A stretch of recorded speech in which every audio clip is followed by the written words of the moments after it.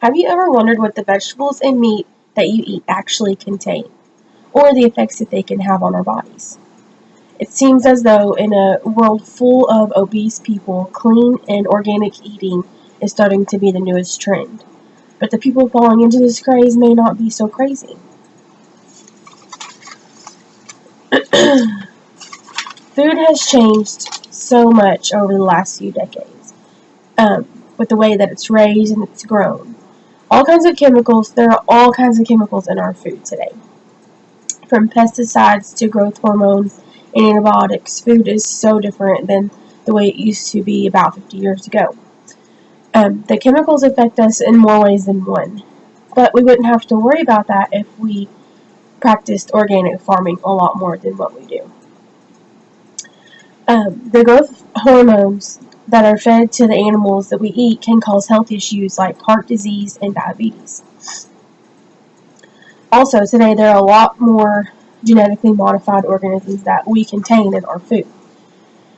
You may not know what GMOs are. Genetically modified organisms are plants or animals whose cells have been injected and modified with a gene that makes them resist pesticides and herbicides. And how does that affect us? How do these genes being infected into these organisms affect us, you may ask? Well, whenever these genes are whenever these organisms are injected with these genes to make them reject herbicides so that they can put the herbicides on the crops more, the weeds that usually grow there are starting to become immune to the herbicides. So basically they're starting to grow a lot more in the crops, and they are starting to disrupt the farmers' crops, which makes it harder for them to produce and get out the food that we need to eat to nourish our bodies.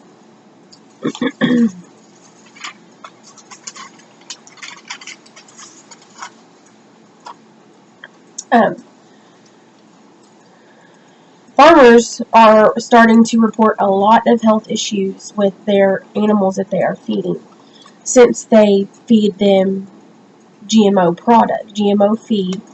There's options between GMO feed and GMO and non-GMO feed.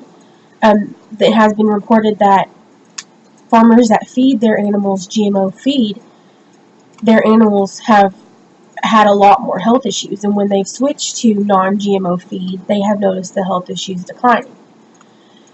They also say that non-GMO feed is cheaper, so why wouldn't we just keep buying non-GMO feed?